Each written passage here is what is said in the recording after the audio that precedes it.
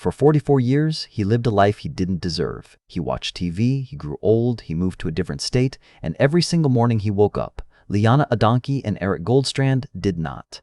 That injustice was finally broken by something he never saw coming. Not a confession, not a witness. Not a tip line call. A stranger's spit in a mail-in DNA kit. But we are getting ahead of ourselves. Because before we get to how he was caught, you need to understand exactly what he took. Eugene, Oregon, June 9th, 1977. This is a town where people leave their doors unlocked, where teenagers drive out to the river on school days and nobody thinks twice, where nothing bad is supposed to happen. That belief is exactly what made what came next so hard to survive. Liana Gay Adank is 16 years old. Her cousin Kathy is her best friend, not family, close, actually close. Every Saturday morning while other teenagers sleep in, Liana is already up and out, riding horses through the Oregon countryside. That one detail tells you everything. She was disciplined, present, fully alive in a way most people never figure out how to be. Eric Sean Goldstrand is 17. His best friend Todd Proudfit laughed every time he talked about him because Eric had something that made him a legend in their friend group. A truck, a beat-up old Ford pickup, rough around the edges but his, and he used it the way genuinely good people use whatever they have, generously. Always offering rides, always the one to say yes. Todd said in 2 years of friendship he could not remember a single time Eric was in a bad mood. Not once. In the North Eugene High School yearbook, they appear together. Two good-natured, fun-loving students, above average, outgoing. The couple everyone recognized from the hallways. Simple, happy, and completely unaware that their last normal day had already begun. The plan was a picnic at Broken Bowl, a quiet spot along the banks of Fall Creek, east of Eugene on Highway 58. Eric had invited a few friends, including Todd. Todd stayed for class that day. The others dropped out one by one. By the time Eric and Liana pulled onto the highway in that Ford, it was just the two of them. They told their families, back by 10. Sometime in the early evening, Eric stopped at a payphone along Highway 58 and called his stepfather Ted. He said the truck was giving him trouble. He said, if we're not home by 10, come find us at Fall Creek. Now stop, because that phone call is not what it sounds like. When Ted arrived at Broken Bowl later that night and checked the truck, it started fine, ran perfectly. There was absolutely nothing wrong with it. So Eric did not call because of a mechanical problem. A 17-year-old boy stopped on the side of a highway, found a payphone, and built a trail home. A specific location, a specific deadline. Come find us if we don't make it back. He was not describing a broken engine. He was describing fear. Something out there, something he saw, something he felt, something that made the hair on the back of his neck stand up, pushed him to that phone. He wanted someone to know exactly where they were. He never got the chance to explain what it was, and that unanswered question has haunted everyone connected to this case for nearly half a century. 10 o'clock came, no sign of them. Ted and Donna drove out Highway 58 into the dark, no streetlights, no other cars, just headlights cutting through black trees on both sides of the road. They expected to find the truck broken down somewhere on the shoulder. They drove the entire length of the highway without seeing it. When they pulled into Broken Bowl, Eric's Ford was sitting right there, parked, quiet. It was nearly midnight. Donna walked up and looked through the window. Eric's wallet was under the driver's seat and their clothes, both sets, everything they had been wearing when they left home that morning, still folded inside the truck. She said it herself, years later, in words that never left anyone who heard them. When we got into his truck, we found their clothes, so we knew they only had their swimsuits on, no shoes. Swimsuits in a pitch-black forest at midnight, no way to call for help. No way for anyone outside those trees to know what was happening inside them. Ted called the police. A deputy arrived. They moved through the tree line with flashlights, beams cutting thin lines through the dark. The forest was silent. Nothing moved. And then, about 100 feet from where Eric's truck was parked, the deputy stopped walking. He had found something, and what he found is the reason this story does not end on a summer afternoon in 1977. The flashlight beams stopped moving. 100 feet from Eric's truck, a clearing near a picnic table, and there was Liana. The deputy did not need to check for a pulse. She had been the victim of a targeted and fatal attack. The silence of the forest now carried a heavy, tragic weight. He realized he was standing at the site of a tragic crime. He radioed for backup and then did something that took every ounce of professionalism he had. He walked back to Ted and Donna, and he told them nothing. He sent them home, not because he didn't care. Because the moment he told them what he had found, the scene would become chaos. Parents don't stay calm at moments like that, and every footstep in that forest was potential evidence. So he kept his face neutral, kept his voice steady, and he told them to go home and wait. Donna went home not knowing whether her son was alive or dead. She sat in that house through the rest of the night. No answers, no phone call, just the kind of silence that gets louder the longer it lasts. The next morning, a group of people showed up at her door, officers, and their family pastor. You don't bring a pastor to deliver good news. Donna said it herself years later. I had an idea it was the worst I could think. She was right. They told her they had found Eric. They told her he was gone. In one night, a family that had waved goodbye to a 17-year-old boy with a smile that filled a room became a family that would spend the next 4 decades looking for answers that never came fast enough. At first light, officers moved back into the forest in full numbers. 23 feet from where Liana was found, in dense brush, almost hidden, they found Eric. He had also been met with the same fatal force, but the evidence suggested something about his final moments was different. Liana had been shot up close. Eric had been shot from a distance, approximately 30 feet away, and his body was 23 feet from hers, deeper into the brush, away from the picnic area. So why was he so far away? Detectives looked at that distance and built a theory. The most likely explanation was this. Eliana was the primary target. Eric had walked down to the river, which ran a little way from the picnic area, while she stayed behind. That was when the attacker moved in. Then Eric came back, and the moment he came back, the shooter had a problem. So he fired from distance, a reactive shot, not a planned one. Eric was not supposed to be part of this. He was a witness who came back at the wrong moment. That one detail, 30 feet, shot from a distance, is what tells you Eric didn't run. He came toward the sound, toward her.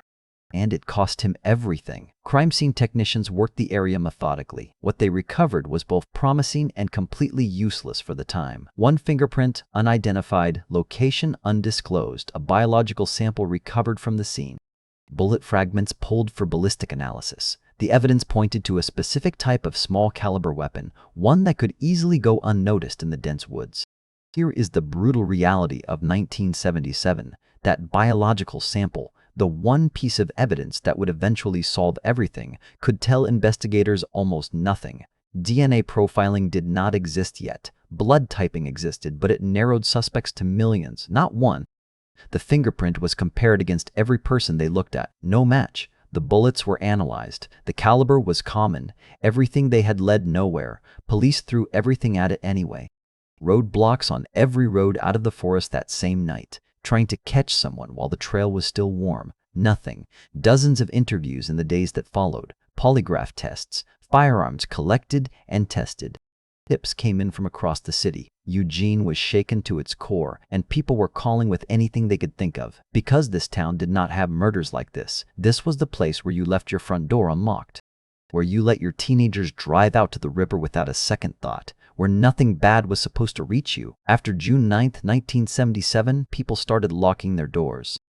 That fear, that permanent shift in how a community felt about its own safety, that was Ronald Troy's first consequence. Not prison, not justice. Just a town that quietly stopped trusting the dark. Every lead dried up, every tip went cold. Every suspect they looked at had an alibi, or no evidence, or both. The case had almost nothing to hold on to. One unmatched fingerprint, one biological sample that science couldn't yet read, and 2 bodies in a forest that gave up almost no secrets. We dedicate hundreds of hours to researching these cold cases to ensure that victims like Liana and Eric are never forgotten. If you value deep dive investigative storytelling that honors the truth, please subscribe and let us know in the comments where in the world you are watching from. If this story moved you, you must see the equally haunting 1956 Montana case of Lloyd Dwayne Bogle and Patricia Kalitsky. It is another story of a young couple frozen in time, and the link is waiting for you in the description below. Now, back to the case. By 1983, 6 years after the murders, the file had been passed through multiple hands and made no meaningful progress. That year, it landed on the desk of a detective named Kurt West. He picked it up. He read every page, every interview, every dead end, every note written by detectives who had tried and failed before him. He read about Liana and Eric, two teenagers who went to a picnic and never came home, and something in that file refused to let him go. He worked it every way the era allowed: more interviews, more analysis, more attempts to find the thread that everyone before him had missed. He found nothing. Not yet. But he didn't put the file down either. West eventually retired. His hair went gray. The Lane County Sheriff's Office cold case unit became a volunteer operation. No salary, no obligation, just retired detectives showing up unpaid, because some cases don't let you walk away. West kept showing up. The killer thought he had disappeared. He didn't know that for the next 38 years, a man who had never met him was memorizing his every move. While Donna Burbach woke up every single morning carrying a hole in her chest that never closed, Ronald Albert Schroy was eating breakfast. He was watching TV. He was getting older. He was living in the warm Arizona sun, in a house, in a neighborhood, like any other person who had never done anything wrong. He wasn't hiding in a cave. He wasn't looking over his shoulder every second. He was hiding in plain sight, inside a completely ordinary life that he had built on top of two graves. That is the part that is hardest to sit with. Ronald Albert Schroy was born April 4, 1955 in Lane County, Oregon, the eldest of three brothers. And from the very beginning, the people closest to him knew something was wrong. His younger brother Daniel described him in words that don't leave you easily. Ronald always wanted to be dominant. He was a very abusive person. He enjoyed it. He had some sexual appetites that were really out of line. This was not a man who committed one terrible act and spent the rest of his life haunted by it. The record shows something else entirely: a history of violent and predatory behavior in Colorado already documented on his official record. An aggravated assault charge against his own brother in the 2010s. Decades apart, different states, same pattern. Ronald Schroy was not a man who made one dark mistake in a forest in 1977. He was a predator who made it to old age without being stopped. Sometime in the early 1980s, just a few years after the murders, Ronald left Oregon. No dramatic exit, no one chasing him. He simply moved. Colorado for a while, then eventually Mesa, Arizona. By 2008, he and his youngest brother Daniel were living together in a gated community on the outskirts of Phoenix. A gated community. Think about that choice for a moment. Unemployed, rarely left the house, days spent on the couch in front of the television. Neighbors who likely knew nothing about him except that he was a quiet, older man who kept to himself. Was that just the lifestyle of someone who had aged into isolation, or was it something else? Was the gate at the entrance of that community as much about keeping the world out as it was about keeping him in? That question has no clean answer, but the behavior fits a man who had been waiting for 44 years for a knock on the door that never came. Meanwhile, the science was moving. In 1995, detectives sent the biological sample from the Broken Bull crime scene to the lab. For the first time, they were able to extract a full DNA profile from the evidence collected in 1977. They entered it into the FBI database. No match, which meant one of two things. Either the killer had never been caught in any other crime since 1977, or he had been caught before DNA collection became standard practice and his profile simply wasn't in the system. Either way, another dead end. Another year, another door that didn't open. The file kept moving. The technology kept advancing. And in July of 2020, 43 years after two teenagers went to a picnic and never came home, Detective Kurt West and his volunteer cold case team made a decision that would change everything. They resubmitted the DNA to Parabon Nanolabs in Virginia, one of the most advanced forensic genetics labs in the world. Here is what Parabon did, and pay attention, because this is the part that should genuinely amaze you. From the DNA alone, nothing else, just the biological material recovered at a crime scene in 1977, their scientists extracted physical trait information: hair color, eye color, skin tone, estimated facial structure, and they built a composite image of what the unknown suspect most likely looked like. Detective West said it directly: they actually gave us a picture of the individual, a face, built from DNA, 43 years after the crime. But the face was only the beginning. Because Parabon also did something else. They ran that DNA through public genealogy databases, the same ones where ordinary people submit spit kits to find out where their great-grandparents were from. Millions of profiles. People who had no idea their curiosity about their own family history was about to help solve a double murder. The lab found partial matches, distant relatives of the unknown suspect, people who shared enough genetic material to build a family tree, and from that tree, they worked backwards. Narrowing, eliminating, connecting, they landed on a family from Oak Ridge, Oregon, a small town in Lane County, right in the same area where the murders happened 43 years earlier. 3 brothers. Police moved carefully. They needed DNA from each brother without tipping anyone off. The middle brother was still living nearby. Undercover officers followed him, waited, and eventually watched him throw a cigarette butt out of a car window. They picked it up, sent it to the lab, not a match, but a very close relative of the killer. 2 brothers remained. Ronald and Daniel, both now living together in Mesa, Arizona. Detectives pulled their backgrounds, and one fact stood out immediately. In 1977, Daniel Schroy was serving in the United States Navy. He had no opportunity to commit the crime. That left one name, Ronald Albert Schroy. Detectives now had a name. They had a DNA trail. They had an address inside a gated community in Mesa, Arizona. They were finalizing the paperwork to present the case to a grand jury, days away, maybe less, from making an arrest. Ronald Schroy had survived 44 years without a single consequence. He had one move left. Ronald Schroy was 65 years old. He was sitting in his house in Arizona. Same couch, same TV, same routine he had built over 4 decades of borrowed time. And somewhere in Oregon, a retired detective who hadn't collected a paycheck for this work in years was finally ready to end it. Neither man knew how close they were to each other. At some point in the months before February 2021, Daniel was sitting in that same living room watching television.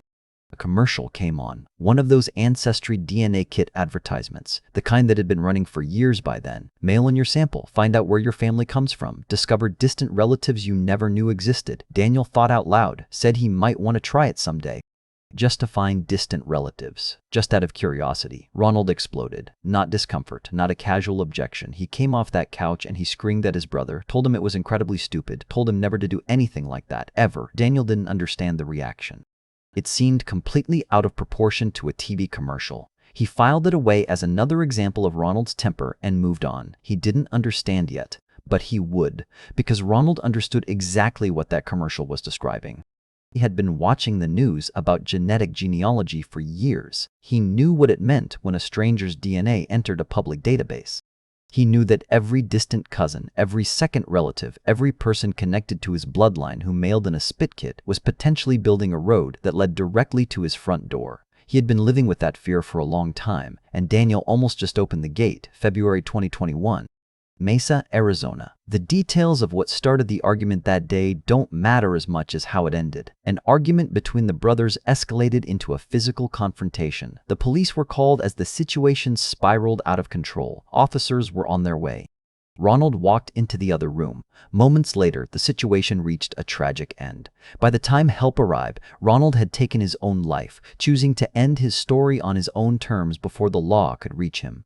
The autopsy would confirm what was already obvious. He left no note. Not a single word of explanation. No confession. No apology. No answer to any of the questions that Donna Burbach and Kathy Kloster had been carrying since 1977. He took every answer with him. Deliberately. Finally. Completely. Think about what that means. Even at the very end, Ronald Schroy chose control over everything else. He had dominated people his entire life, and when the walls finally closed in, he made one last decision that guaranteed he would never have to answer to anyone. He didn't run this time. But he made sure no one would ever hear him explain himself either. Oregon detectives got the call from the Mesa Police Department shortly after. Their suspect was dead. The arrest they had been preparing for, the grand jury presentation that was days away, was gone. After 44 years? After 38 years of Kurt West carrying that file? After a volunteer cold case unit funded by community donations finally cracking it open with technology that didn't exist when the crime happened? Ronald Schroy had walked through the only door they couldn't follow him through. For 6 months after his death, the DNA work continued. There was still a case to close, still a confirmation that needed to be made official, and then it came. Ronald Albert Schroy's DNA, extracted from the man who had watched TV, grown old, and lived an ordinary life in Arizona, was a full and confirmed match to the biological evidence recovered at the Broken Bull picnic area on June 9, 1977. No margin, no doubt, it was him. The Lane County Sheriff's Office officially closed the case in September 2021. 44 years, 3 months, 2 families who had waited that entire time for a name. When detectives called Kathy Kloster to tell her, she already half knew. West had called her a month earlier and told her they were closing in, told her not to say anything, told her he would call when there was a conclusion. When the phone rang and she saw his name on the screen, she said she knew, but knowing and hearing are 2 different things. Donna Burbach, Eric's mother, said something that stopped everyone who heard it. "It feels good that I don't have to go to a trial. I would have been terrified that he would have gotten off." Sit with that for a moment. This woman waited 44 years, and what she felt at the end of it was not triumph. It was relief that she didn't have to watch him walk free. That is what 4 decades of living with an open wound produces, not joy. Just the quiet, exhausted relief that it is finally, officially, over. Kathy said something different, something that carried a different kind of pain. There's a part of us who wanted to see him and know why. And all those things we're never going to know. He made sure of that. Now here is the part that should stay with you. Ronald Schroy ran for 44 years. He left Oregon. He crossed state lines. He built a quiet, invisible life in a gated community in Arizona. He screamed at his own brother for almost handing the key to a stranger. And in the end, none of it mattered. He was not caught by a witness who finally came forward. He was not caught by a confession or a tip line call or a lucky break in an old file. He was caught by people who had never met him, people who mailed a small tube of saliva to a lab because they wanted to know where their great-grandparents were from. People who had no idea their curiosity about their own history was quietly, invisibly, building a road straight to a killer's front door. His own blood gave him up. The thing he tried hardest to control, his family, his secret, his name, is exactly what ended him. Her name was Liana Gay Adunk. She was 16 years old. She got up every Saturday morning before anyone else was awake and went riding through the Oregon countryside because that was what made her feel alive. His name was Eric Sean Goldstrand. He was 17 years old. He had a beat-up old Ford pickup that he used to give everyone rides because that was just who he was. They went to a picnic on a Thursday afternoon in June. They were supposed to be home by 10. They deserved so much more than 44 years of waiting. But their names are no longer attached to an unsolved case. They are attached to a story that ends with the truth, and nobody, not even a man who spent his entire life running from it, could stop that from happening. Justice doesn't always arrive on time, but it arrived. Before you go, I want to hear from you. Ronald Schroy died before he could ever be arrested, charged, or sit in a courtroom. He never heard a verdict read out loud. He never had to face Donna Burbach or Kathy Kloster. Is that justice? Or did he escape the one thing he deserved most? And think about this. Daniel Schroy lived with his brother for years, watched him react to that DNA commercial, and had no idea what his brother had done. If you were Daniel, how would you live with that knowledge? And finally, Kurt West, a retired detective. No paycheck, no obligation. 38 years of showing up for 2 kids he never met. Is there someone in your life or in a story you've heard who showed that kind of quiet, relentless commitment to something that mattered? Leave your answer below. This community always has something worth reading.